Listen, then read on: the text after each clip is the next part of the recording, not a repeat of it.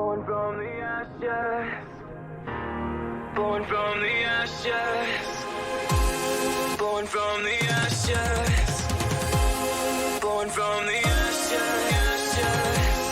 Born from the ashes. Born from the. Watch me rain.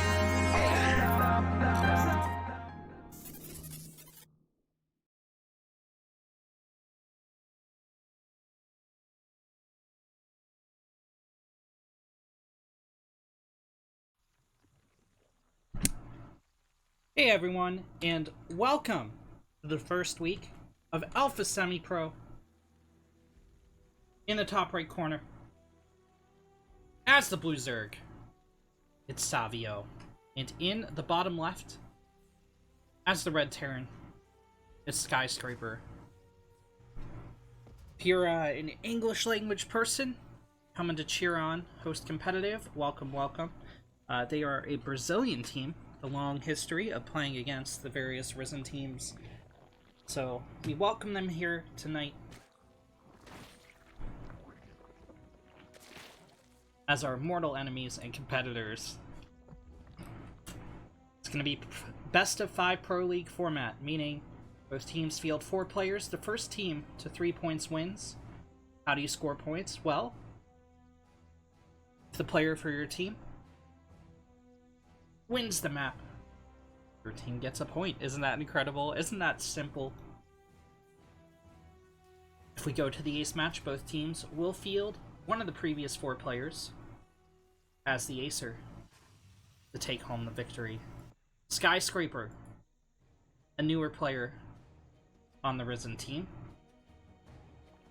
in what I believe is his first outing for amateur. Forgive me if I'm wrong, but I'm pretty sure he either came back or he joined up for the first time in between seasons. So he's going to gun down a drone right off the bat, or force a spore right off the bat. It's going toe-to-toe with these links. Speed. It's just started up for a Blue Zerg.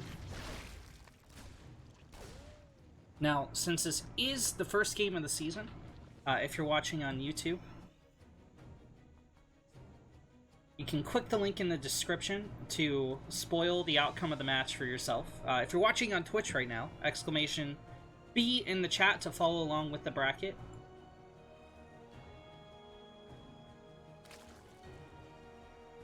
But amateur is capped at 4,900 MMR. So these are the players from each team, from the cap of rookie at 4.3 all the way up to that 4.9k, which is on the cusp of Masters 1, I believe.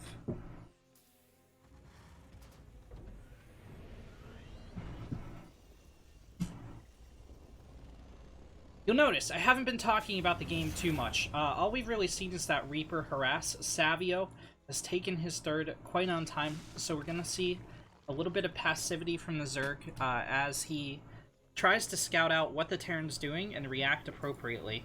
Now, this Overlord skirting around edge of the map is going to pay big dividends for the Host Competitive player, as he sees the Fusion Core and will have time to prepare for the inevitable battle cruiser. Fusion Core is only halfway done, and a Viking is coming out. It's going to be rather ineffectual. It will kill the Overlord, but of course, you know, this has already been scouted out. Maybe it's slacking on the job right now. But there's going to be Hellion harass. Probably a couple of these Hellions will hit out strike out ahead of time, try to toast some drones, and then back out if they start taking a little bit of damage, and then go back in as the battlecruiser hits. As a matter of fact, we're witnessing that on the screen now.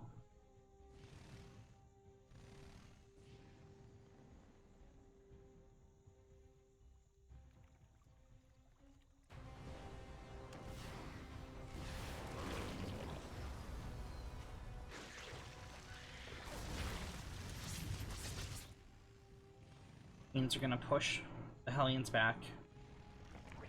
So, like we just mentioned, you're going to wait a little bit of time for this battlecruiser to come out. Ideally, they would toast a queen or something. They try to get an angle on that creep tumor. You'll notice Savio moved his queens forward, so they couldn't hit the creep tumor by proxy. What Skyscraper was trying to do there is hit the queen, and the splash, the line damage, would have hit the creep tumor behind it and gotten the kill. Savio moved the queens forward a little bit, so that didn't occur. Skyscraper's going to move out a third. The first battlecruiser has hit the field.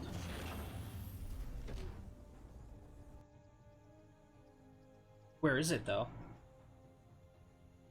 There it is.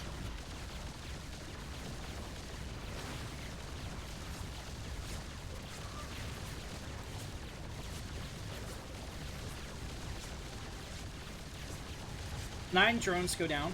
10, 11, 12. He was getting greedy on that last one. Oh. Oh. Okay, he's gonna make it out. A dozen drones going down, not a bad haul for our Terran player. Not a bad haul at all.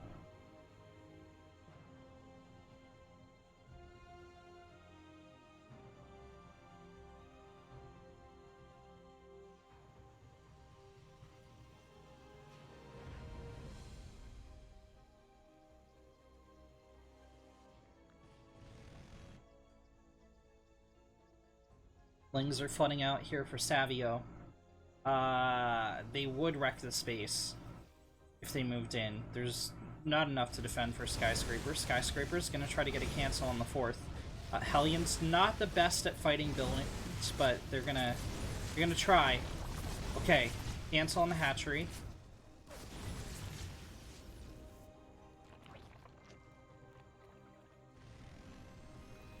Sorry if the stream is a little bit stuttery. My room is still rather high temperature at the moment, but it will clear up very shortly as the sun has gone down.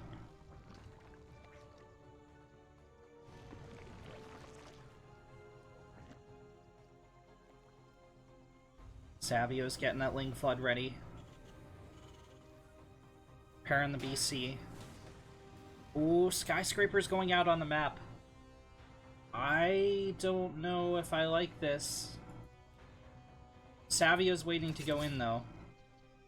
Okay. This column gets scouted. The Creep Queens... Well, one of the Creep Queens dies.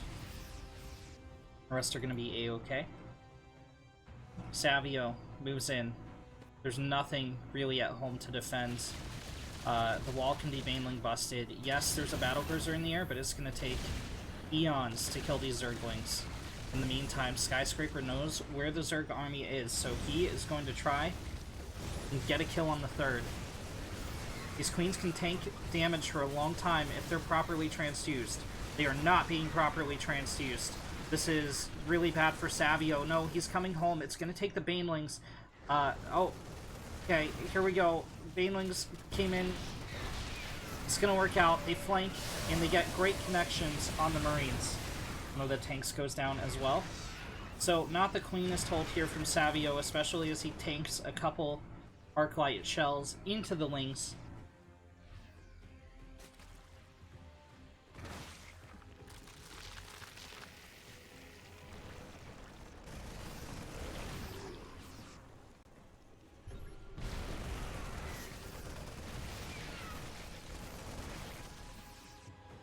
The second push from Skyscraper is going to work. Things look desperate from Skyscraper for a little bit there. Like, his attack force wasn't that big, but he kept the third. He's engaging hard here. He lost quite a few Marines. Like, he's taking pretty bad Baneling hits, but he still has enough to power in. Queen falls. The Spire is very exposed out here.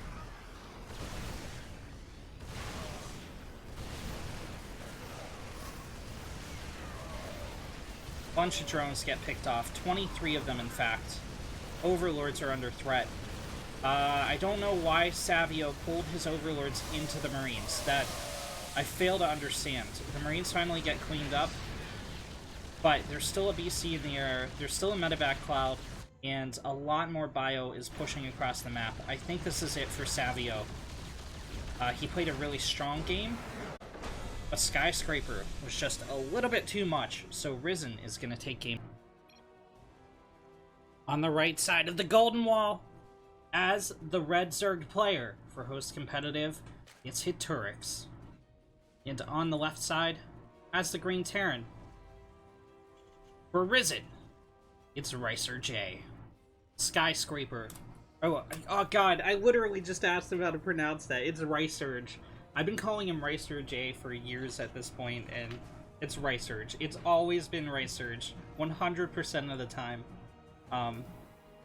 So, Ris3.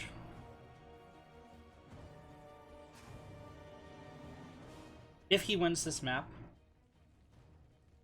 will take us to match point. Skyscraper already taking Ris3n a third of the way there.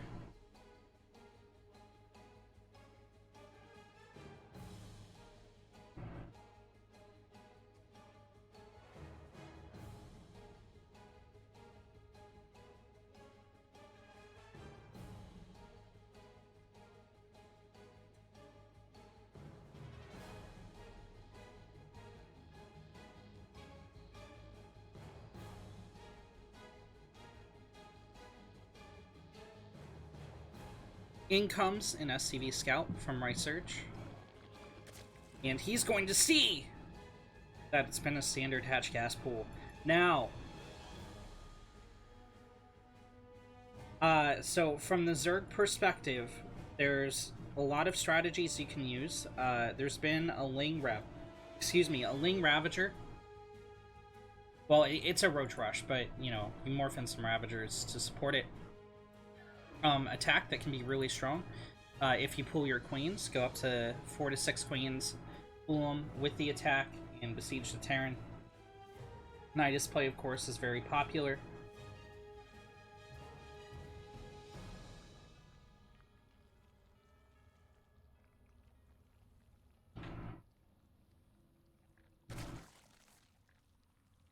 Turks getting out a couple of Reaper defenders. Ris3 coming in with the Reaper. It's gonna delay the third a little bit. Hiturix almost threw down his spine there. You don't want to turn a drone into a spine. Spore maybe.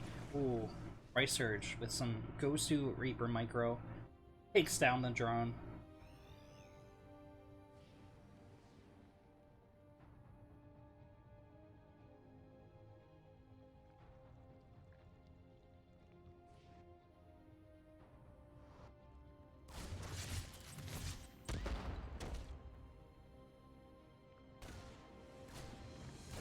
Slowling's gonna get fended off by the Reaper.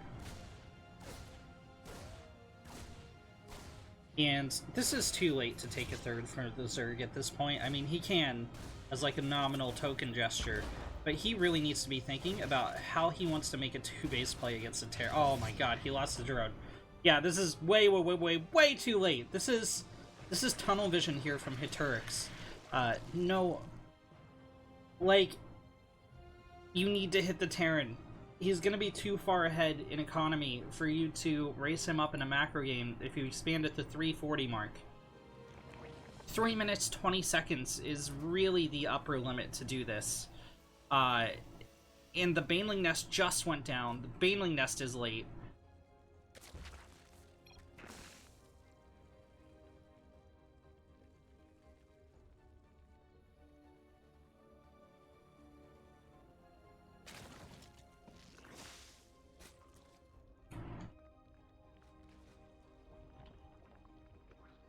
Turks getting out some queens. We are on Central. I don't know what he's talking about. I think it's supposed to be on East, maybe. I forget where Ris3J is from, so maybe not though. Ris3, it's Ris3, it's not Ris3J. Viking's gonna hunt down an Overlord. A little bit unfortunate for a Ris3n player.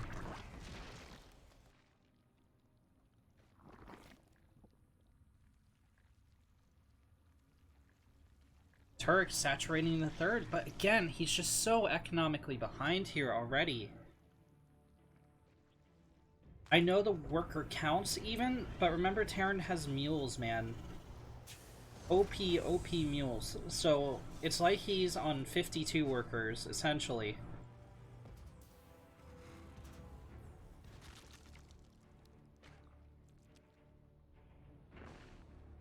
Urubu.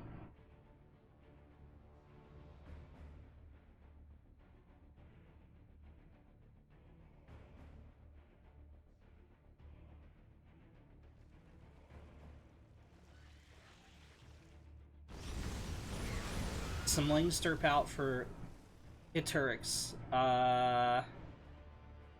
He has enough to clean this. Oh, that was a beautiful Baneling hit, actually. This is some really nice Ling micro as well. Hellions are going to shred down some of the Zerglings. But I thought it was going to go worse for Hiturix than it did, given, you know, he had half his Lings split up. And he lost a solid third of them right off the bat. But Ris3n goes into the mineral line. A bunch of drones get toasted.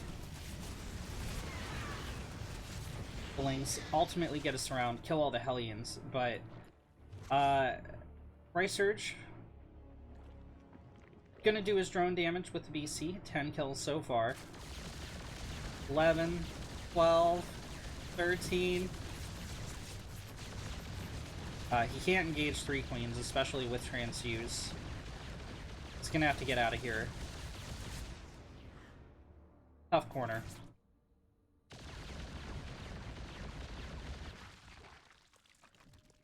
Okay, I was about to say, where do you go from here as the Zerg? He's gonna try and Baneling bust. He's bleeding out a couple Lings at the wall. Banelings will crash through, of course. They're trying to connect with the SCV line. There's only one Baneling, so it can only soften these guys up, and it's only gonna soften 2 of them up. Oh, 5 SCVs do go down, but I think Ris3n is fine. He's just fine. He has his 3rd CC. He can take it in the back here. Now Hiturix is mining out the mineral patch, so he can hit this CC with the Ling Flood. But, like, it's so late to be taking a 4th base as the Zerg. And you're still on Ling Tech. Baneling speed. Just started.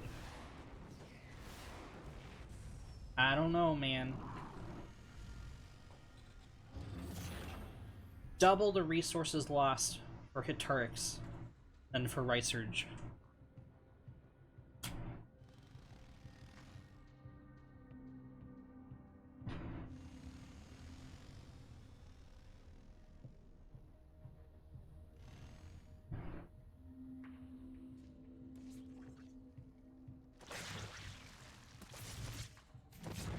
Viking gets picked off by the Queen, but more Hellions, this time with Blue Flame, head into the drone line. 7 more workers fall for the Zerg.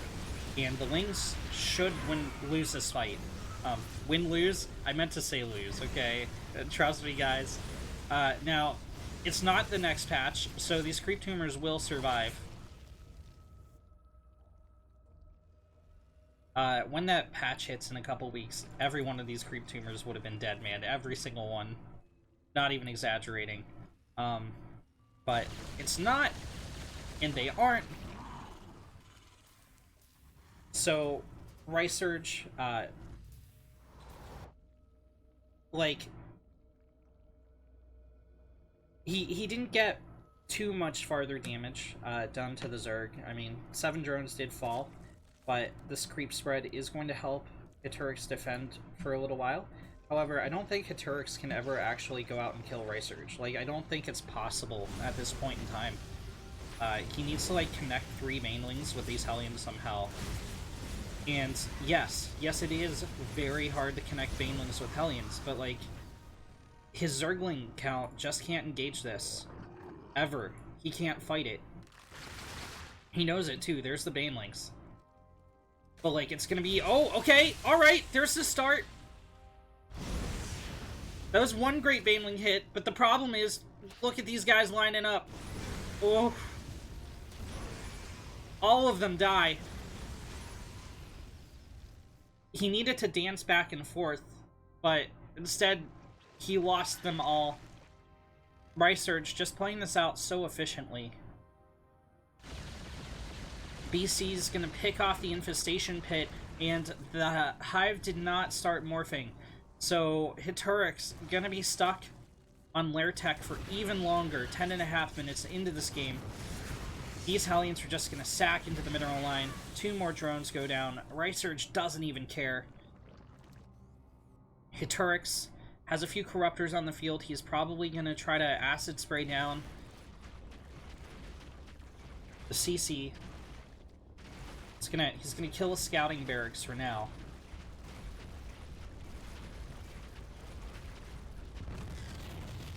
Kaboom.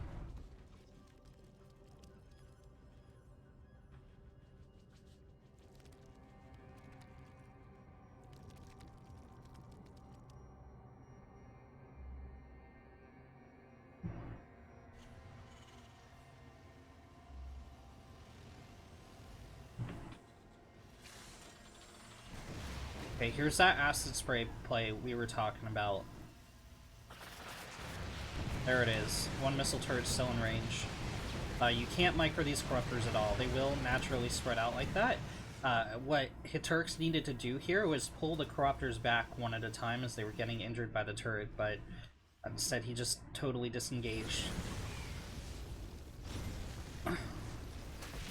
Again, he's doing a good job connecting these Banelings when he's smart about it. That was a really nice engagement against those Hellbats. So there's glimmers of, like, really great play here from the Zerg, but again, Ris3n is just this immovable object that keeps trading so efficiently and so well.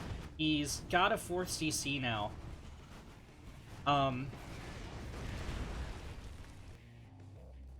I just don't know what Hiturix's answer to this is. He can swarm in with the Ling Bane, however, he's gonna take casualties. Like, it's guaranteed casualties.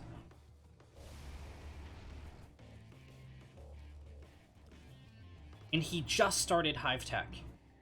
So he's gonna trade very, very, very inefficiently here against the mecha of Ris3n.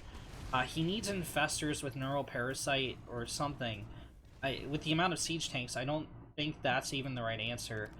He's going to be forced into Broodlords because of his high Corruptor count, probably. They will have +1, maybe +2 by the time he decides to go for them.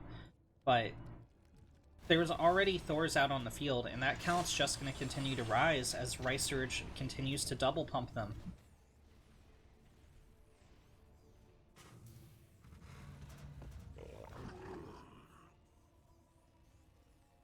Ris3n long distancing from the gold base.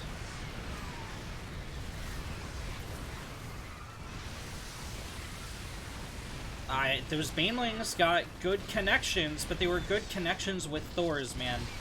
So, not the most efficient connections, and that's a lot of gas lost for Hiturix. Even though he overwhelmed the Terran army a bit here, look how little he has to continue pressing forward.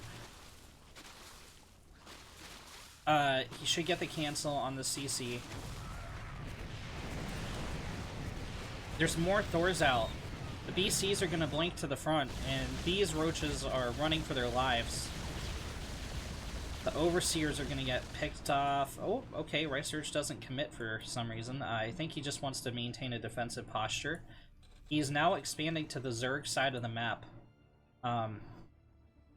Hiturix still on 4 hatch. He really needs to be on like 5 or 6 now. He's finally finished Hive Tech, but he's going for +2 air. He's not going for Broodlords. Did he go for wing attack speed? No, because the Hive just finished. Oh, man. +2 air weapons.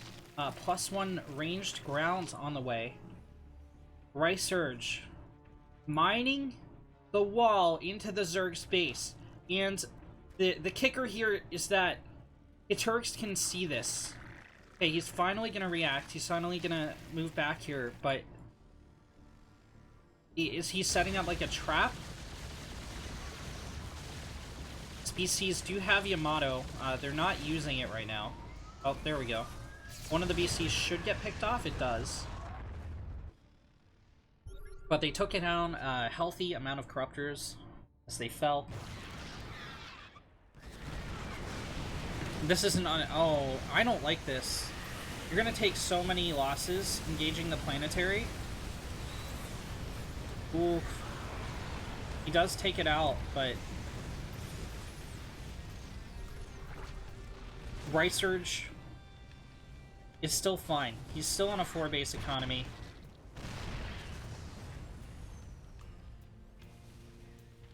Look at the staggering loss of life for Hiturix. Things are finally starting to even out a little bit with +2 flyers and +1 ranged finishing for the Zerg. But he needs hive upgrades, man. He needs spellcasters. He needs spellcasters bad. He doesn't have any Vipers hiding out anywhere, right? No. No Vipers, no Infestors. And those spellcasters are so crucial when you're engaging mech, and you're not doing like a 4-base timing, 3.5 base timing,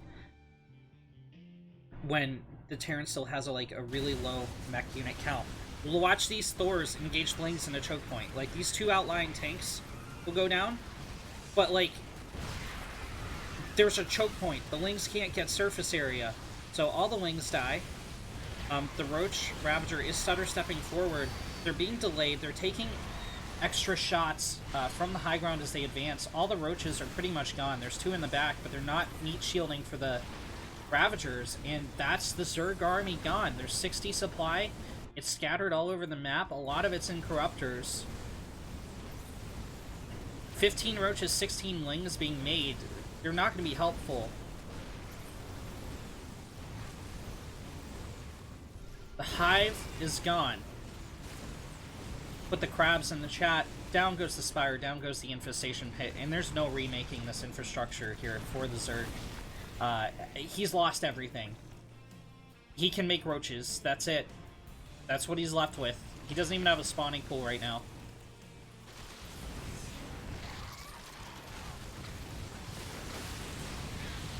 Banelings roll in. They get good connections with the Hellbats. Again, the Baneling connections with the Hellbats have been really good here for Hiturix the entire time. If I have a mod in the chat, can you please ban Barley CO37?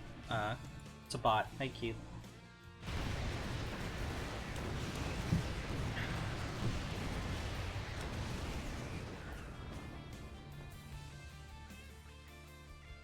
Turix is left with a couple Corruptors and a handful of Roaches. That's it. The spawning pool is going to take time to remake, so there's not even going to be Lings to help out here. There's no Lair Tech, there's no Hive Tech, which means 0 upgrades will be coming for the Zerg for a very, very long time. Ris3n has essentially a maxed out army at this point. Some of it's still in the production buildings, but for our purposes, it's good enough for government work. Thors are down to half health. They're gonna push forward. They do eat more bile, but Ris3n can, like, he can trade incredibly inefficiently and still overwhelm Hiturix here. This has just been a great game from Ris3n overall. Phenomenal. GG, well played, as Ris3n takes Ris3n up 2-0. In the top left, looking to claim a 3-0 victory for Ris3n, it's Revolt. And in the bottom right, as the Red Terran, up last for host competitive, it's Thome. So, for those of you watching the VOD, and for those of you who maybe didn't quite get to follow along, here's the deal. So 2 of host competitive's players were not qualified for various reasons.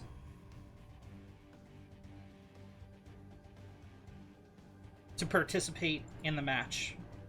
I would have been lenient, but like, it was pretty It was pretty justified not letting them play. So, what we're fighting for here is whether or not Ris3n takes a 3-0 victory. Host has decided to play this out, as is their right, given that Stalix has allowed them a substitution. So Thome is filling in for one of their other players.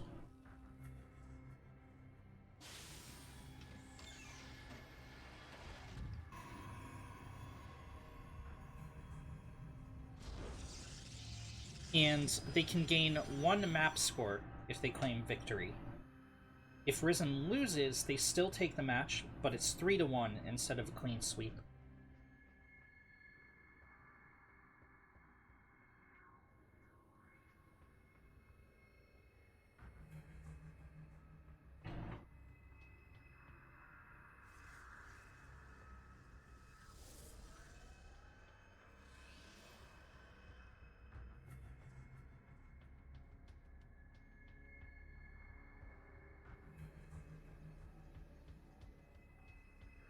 Bolts chrono boosting out his first adept.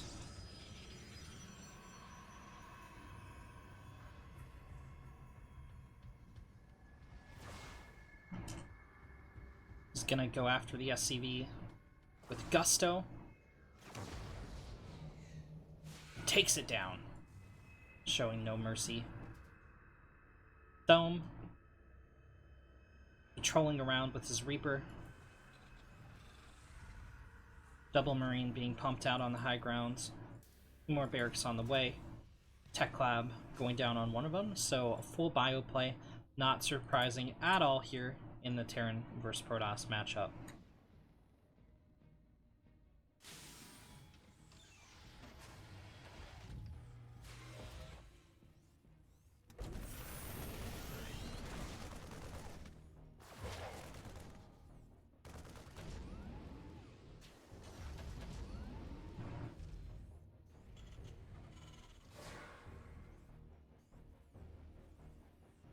Oh my god, he left the door open! I didn't think that was gonna happen. Okay, the Shade completes. Several SCVs will die. 2. It should be 5. Okay, some micro might lower. Oh, the Marines aren't in position. Revolt. 3 kills. It's going for a 4th. Are we gonna see 5? There's 5. Is he gonna make it 6? Can we see 6 on the board? 6. A parting adept coming out for Revolt. It did get trapped. Did get executed, but god damn, that's a good start for the Protoss. Revolt with a 16 worker lead. Absolutely outstanding opening from the Protoss. Thome had time to like get 1, maybe 2 probe kills, but he loses the Reaper. Now it is a little bit late in the game to lose the Reaper. He did get a full scout off. He got all the information he needed, but just what tools does he have left to prepare? Blink is almost finished here for Revolt. He's gonna get ready to move out. Mortal almost finished here as well. There it is. A few more gateways are finishing.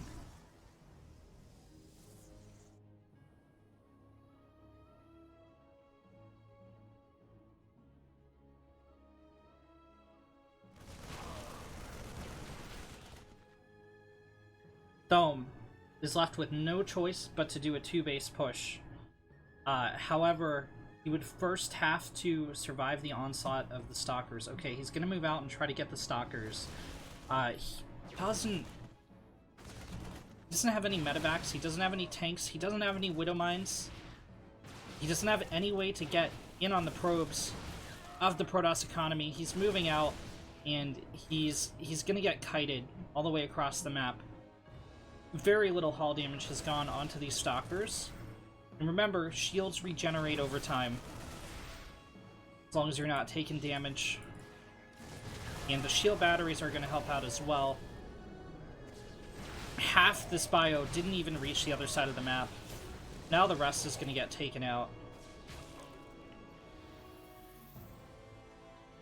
Revolt leaves 2 survivors to go home and tell their friends.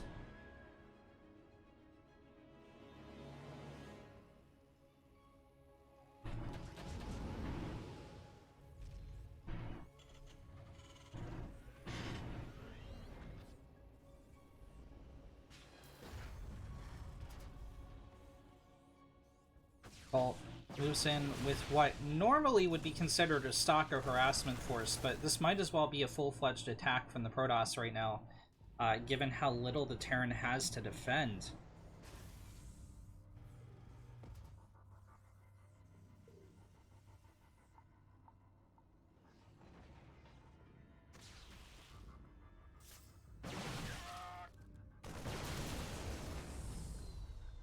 Other couple units do get picked off.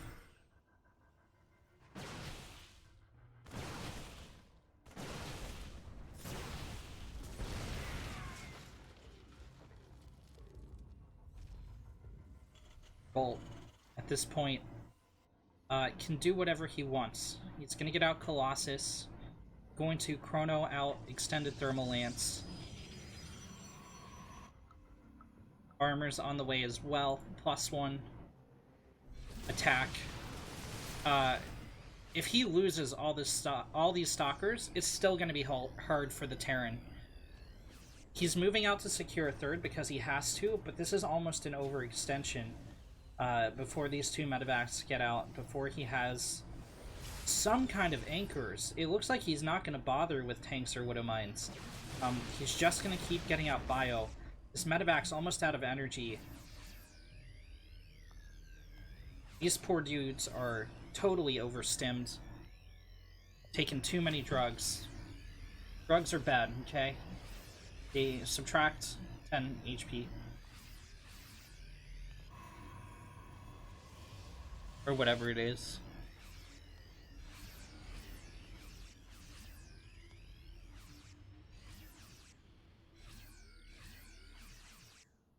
Okay, there's only like really 1 medevac here once the stim starts.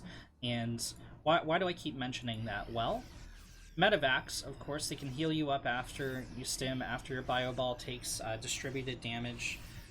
But they can also cause a few of the frontline units to become tanks. And that's just not going to happen. These are basically unsupported bio units here. They're going to stutter step back. This is just too much Protoss. Only 2 medevacs. And a handful of units going to be able to retreat home in the Terran's last-ditch defense. Revolt.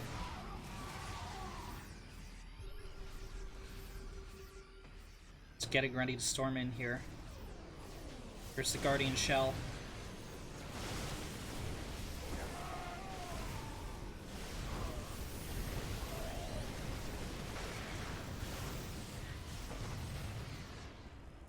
Nine SCVs go down.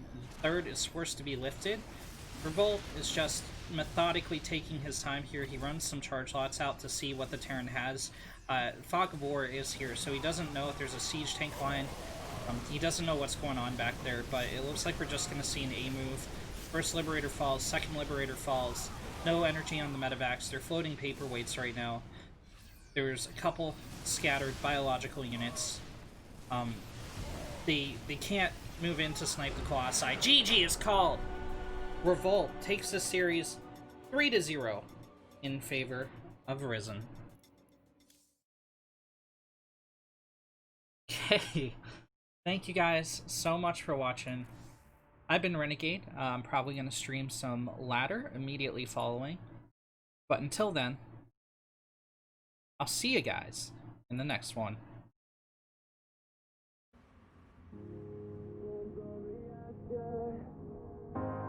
Born from the ashes. Born from the ashes. Born from the ashes. Born from the